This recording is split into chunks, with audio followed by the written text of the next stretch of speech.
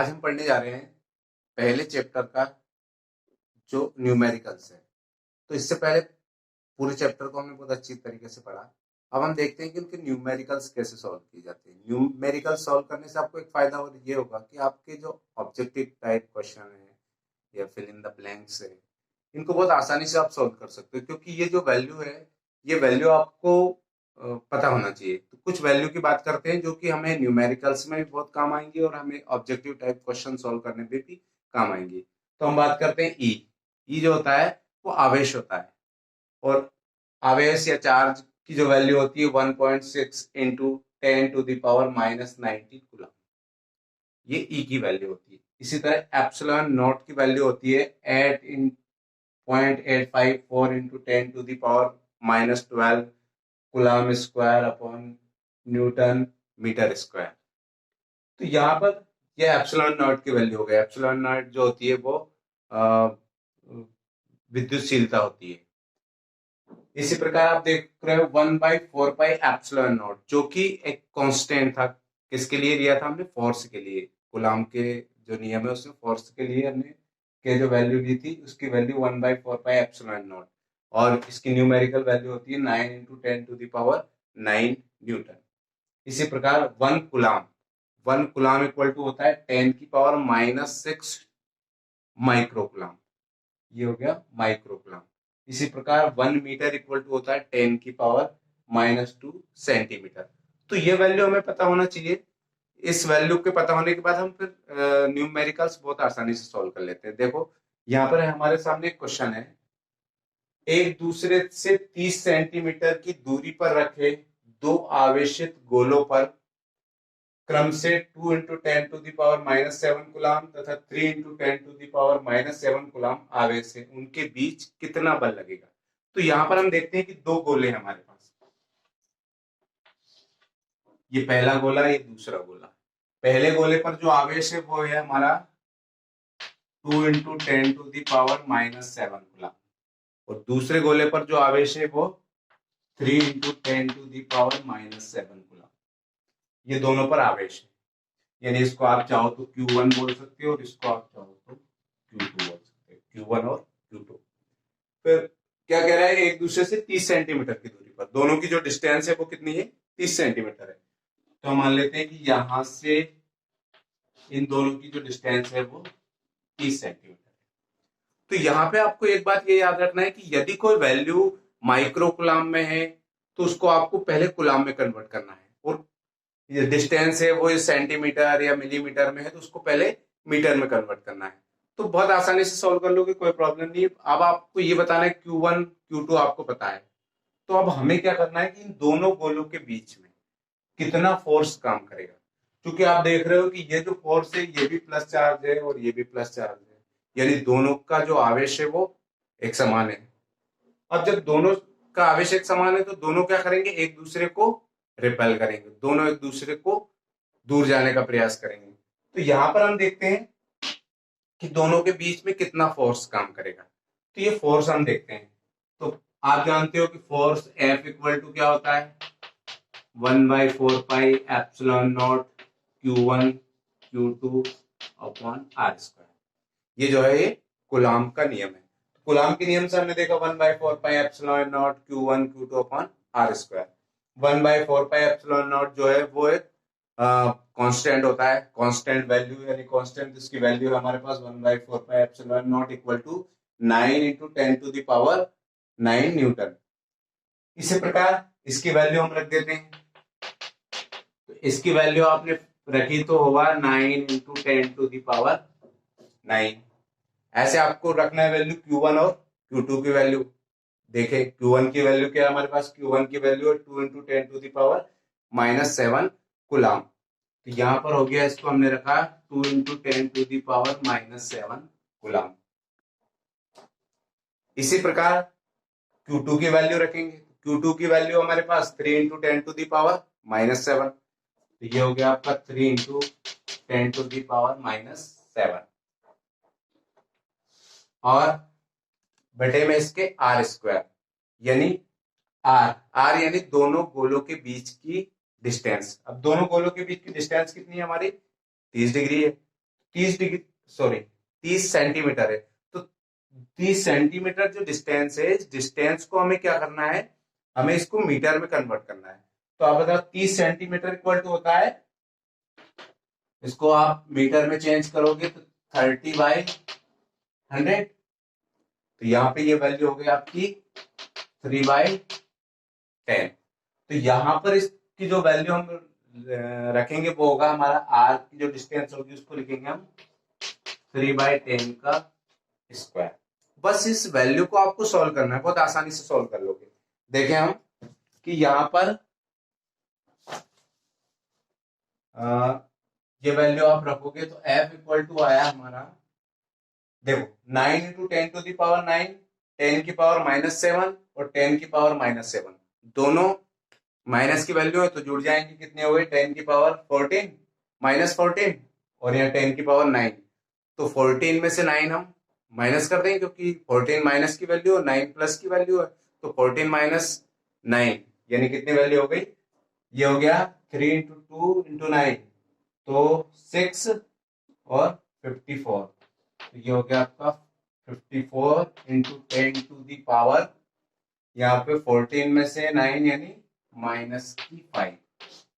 जो वैल्यू आई आपकी आया वो 54 इंटू 10⁻⁻5 किसके इक्वल आया, एफ के इक्वल। अब देखो यहाँ पे वैल्यू हमारी 3 का स्क्वायर अपॉन 10 का स्क्वायर, 3 का स्क्वायर तो हो गया आपका 9, अब 10 का स्क्वायर है, 10 का स्क्वायर तो इसको आप 10 का स्क्वायर ही रहने दो, यहां से आप इसको ऊपर ले जाओ। तो ये वैल्यू हो गई आपकी f equal to 54 into 10 to the power -5 और 10 की पावर 2 ऊपर चली जाएगी,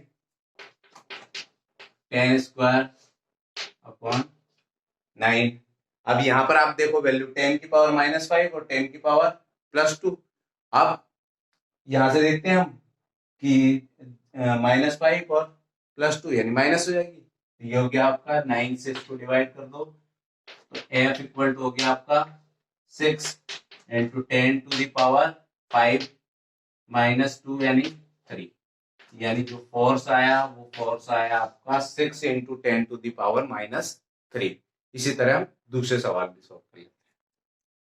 अब हम एक और सवाल की बात करते हैं। यहाँ पे देखते हैं 0.4 माइक्रोकुलाम, यहाँ पे लिखा है 0.4 माइक्रोकुलाम आवेश के किसी गोले पर किसी अन्य आवेशित गोले के कारण 0.2 न्यूटन बल लगता है।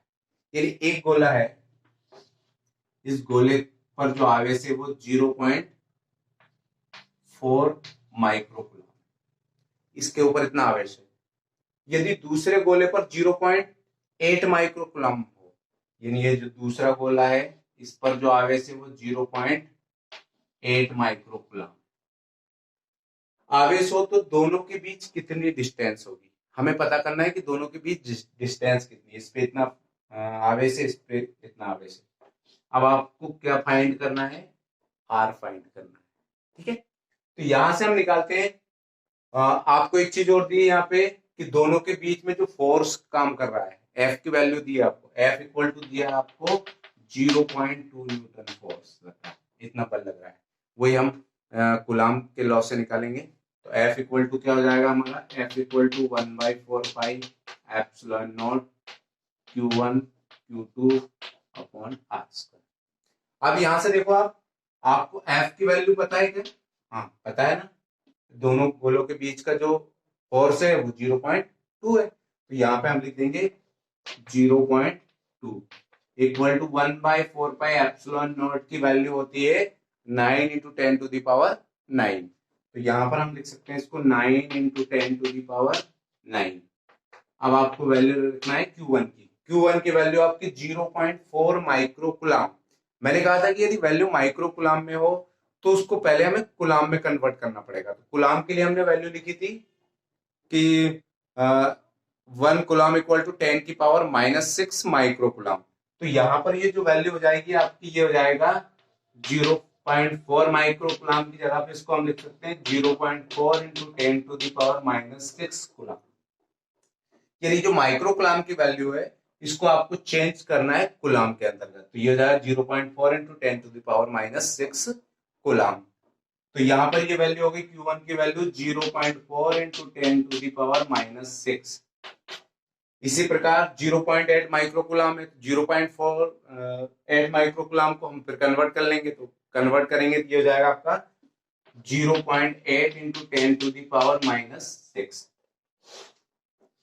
Upon R square. आर यानी इन दोनों के बीच की डिस्टेंस। अब आप देखो दोनों के बीच की डिस्टेंस कितनी है, दोनों के बीच की डिस्टेंस हमें पता नहीं, तो हम इसको आर स्क्वायर लिख देंगे। अब यहां से आप देखो 0.2, ये आप चाहो तो निकाल सकते हो, आर स्क्वायर को यहाँ ले लेते हैं और 0.2 अपॉन में चला जाएगा। यहां से पहले इनको सॉल्व कर लेते हैं, 10 की पावर -6, 10 की पावर -6, तो 10 की पावर -12 और 10 की पावर 9, तो माइनस का 12 और प्लस का 9 यानी 10 की पावर -3। अब आप देखो यहाँ पर 9 into 0.4 into 0.8 into 10 to the power -3 यानी 6 और -6 और -12 और +3 यानी सबस्ट्रैक्ट करेंगे तो 3 बचेगा, तो माइनस का 3 हो गया। इसको हम लिख सकते हैं अपॉन में लिख सकते हैं 0.2, यानी ये इसको आपने ट्रांसपोज कर दिया।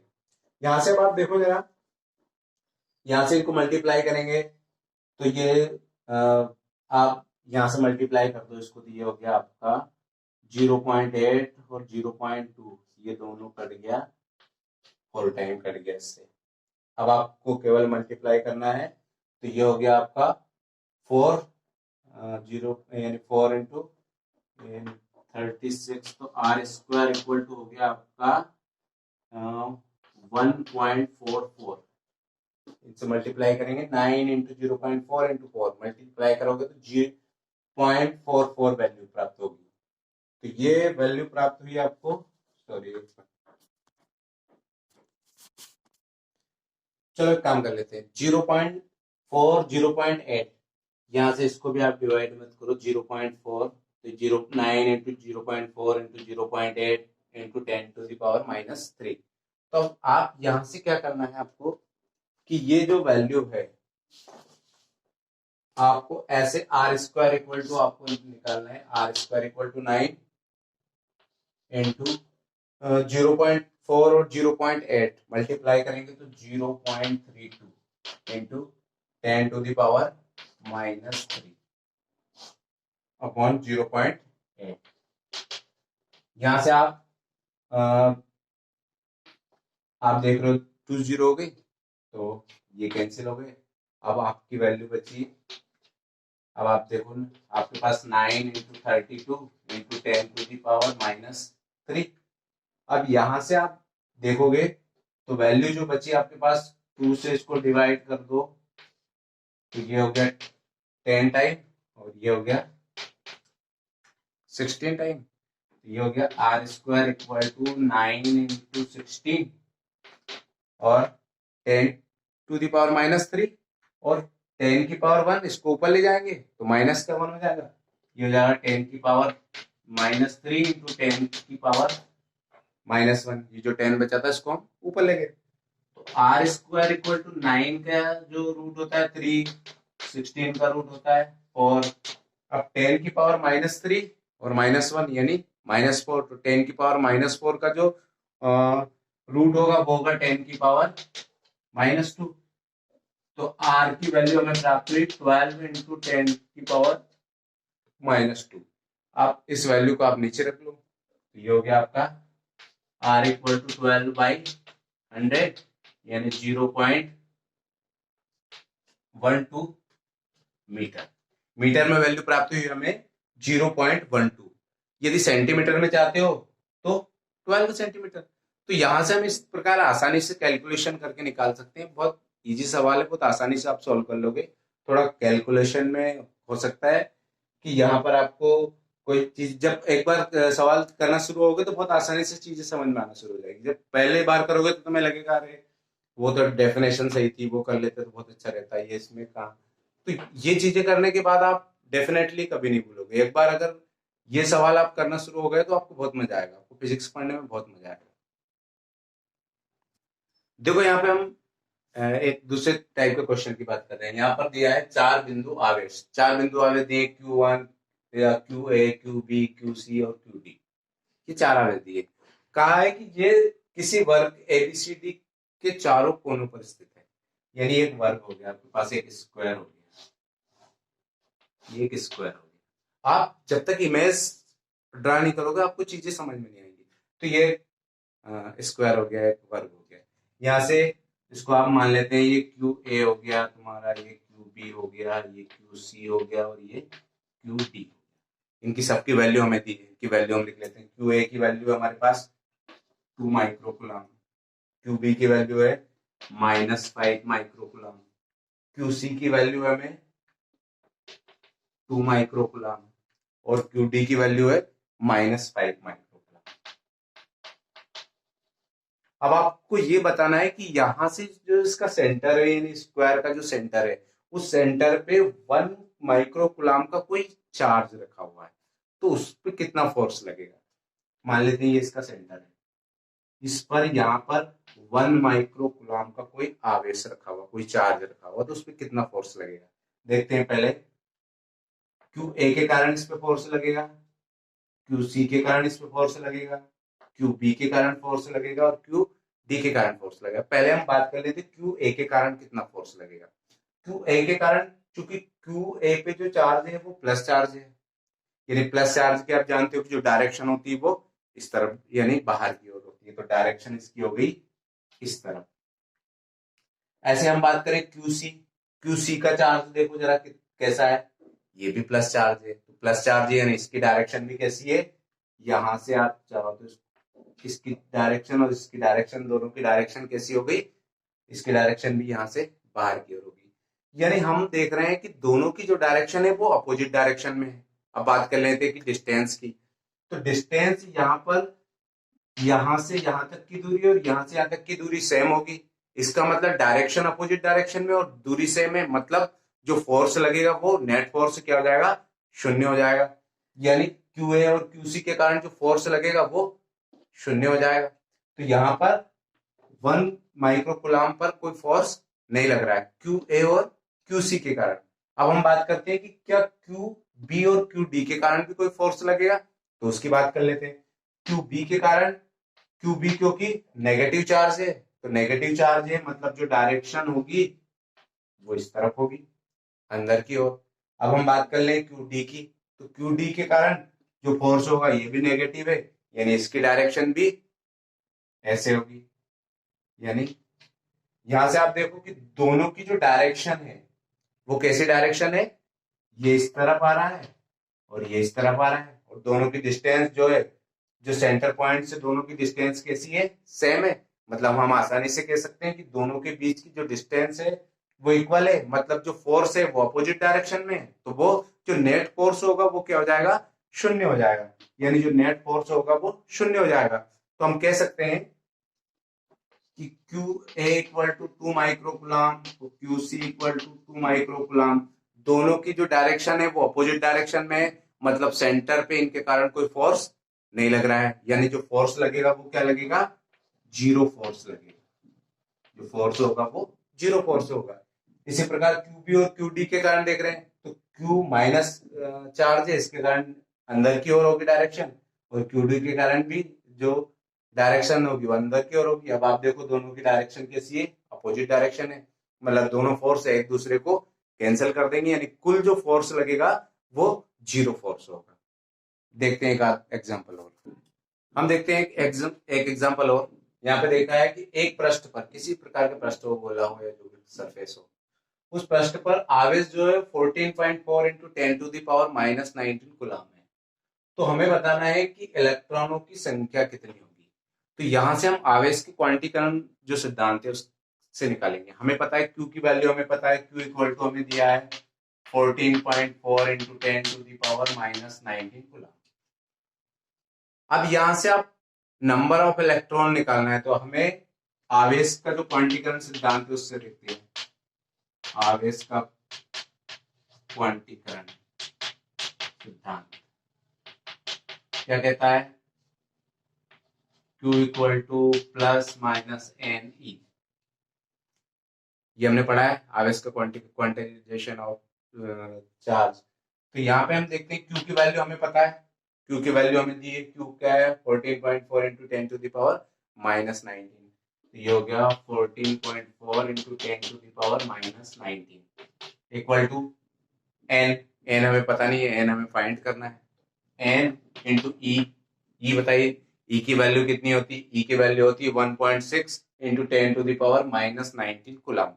तो यहाँ पर हम ई की वैल्यू रख देंगे 1.6 into 10 to the power minus 19 coulomb. तो यहां से आप क्या करेंगे हम कि एन की वैल्यू फाइंड करना है, तो एन इक्वल टू हो जाएगा हमारा 14.4 into 10 to the power minus 19 upon 1.6 into 10 to the power minus 19। 10 to the power minus 19 और 10 टू द पावर माइनस 19 दोनों कैंसिल हो गए।